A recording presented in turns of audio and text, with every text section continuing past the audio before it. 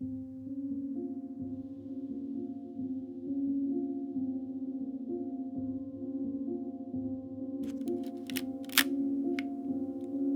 guys, how's it going? Welcome back to my channel. If you're new, thanks for stopping by. If you are not new, I appreciate you clicking on another video of mine. My last video got a ton of love, tons of views, at least as far as the scale of my channel goes. I gained a lot of subscribers. I'm actually nearing 100, which I'm super pumped about. And yeah, I was super pleased about how that video turned out, and all the love and support I got on that, even some help as far as how film goes. So I'm coming back with you guys with another video on film. It seems that my kind of film showcase videos are doing super well, and I kind of just want to show you what a normal person shooting film, what kind of images you might be able to expect, you know, with similar merits as mine, what you could expect from using a certain film stock. So for this particular video, I actually shot some Harman Phoenix. Just quick backstory on Harman Phoenix. If you guys have ever heard of Ilford, so they make like HP5, which is a popular film stock that I've shot. They have branched into making color film, and this is their first one that they've made.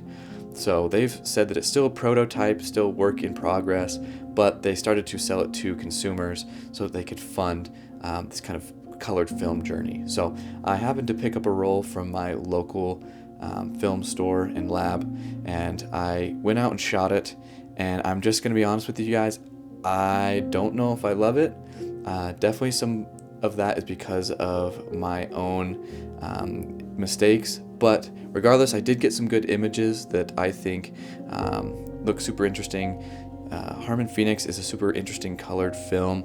It doesn't have an anti-halation layer, so basically things like street lights and stuff like that are going to have an extra pop, an extra haze to it. But yeah, it's super interesting. Colors are super interesting, and I'll just let them speak for themselves. So hope you guys enjoy this video, and let's get to some images.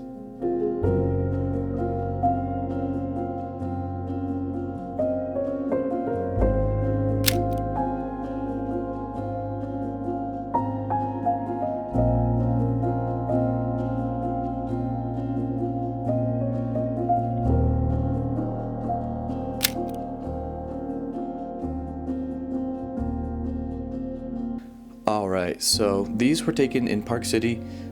They turned out okay. You can't really tell what they are, but I was hoping to get some cool pictures with Harman in kind of a wintry setting.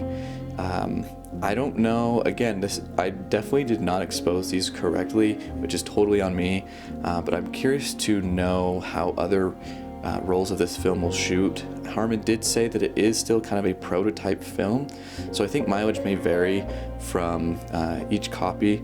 I'm not saying that that's the reason mine look different or why they look the way they do, but definitely it's an interesting film. I'll just say that. I'll let you guys see these images. I just want to be super transparent with what I shoot and how they turn out. So for this video, you're going to see some maybe not so great images, but I think that's kind of what I like about film photography. There's kind of that rush of, oh, I hope these pictures turn out great. They don't always, and that's okay. And I think you just have to accept that, put it, you know, aside, have those images to learn from, and keep going. So I definitely want to shoot Harman again. But yeah, here's these images, or maybe you already saw them, I'm sorry. But yeah, hopefully you guys enjoyed those. These next ones that I'm about to show you were taken pretty close to where I took these ones at a kind of dam river area up in the mountains here in Utah. Super interesting how these images look. It's almost, I want to say apocalyptic, I don't know. This whole film roll kind of turned out almost old-fashioned-y, I want to say. A lot of grain. It almost seems like something that you would see, you know, if you dug into your grandpa's film drawer and looked at some of his old negatives, something like that. So super interesting, and I really still enjoy this film regardless. So here's these, and I'll see you in just a second.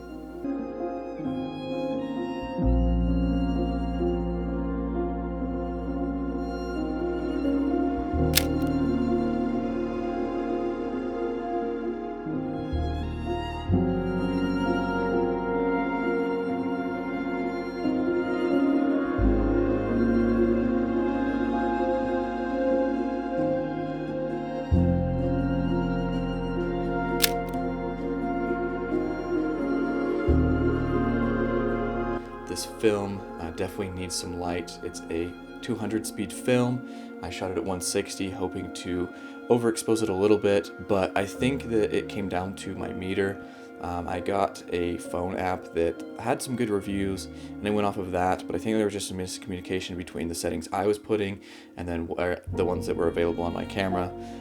But totally my fault. I take responsibility for how all these images turned out, and I wish they could have been a little bit better to see what Harman really looks like. But I've kind of looked through the internet, and it seems amongst more amateur photographers, these are more or less similar, just mine happen to be underexposed, unfortunately, but I still think some of them turned out.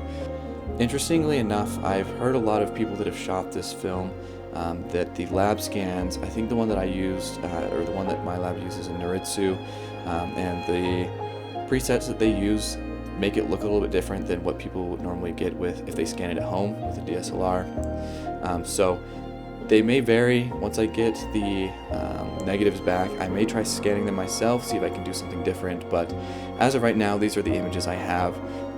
So hopefully you guys think that they're alright, some interesting colors, not necessarily the best, but here these are, and we'll go from there.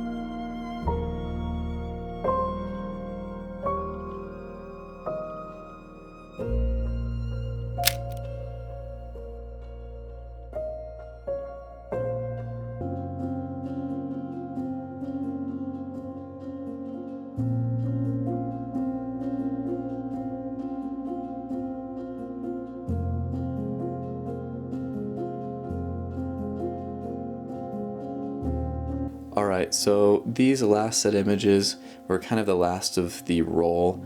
I walked down a canyon on this path and just kind of shot some pictures where I could. Again, they're underexposed, but that kind of led to them to be kind of unique images, super yellow in some of them, which is interesting just to see how this film stock interpreted the scenes. I think they kind of look cool, again, like the other one I was talking about, kind of like post-apocalyptic, like almost like zombie movie. Not necessarily what I was going for, as I would have liked this roll to be a little bit better exposed, but again, totally on me. But nonetheless, these will definitely be images that I keep around and show some people, and hopefully you can maybe gauge more of what Harman Phoenix is like through these images. I'll throw them up now.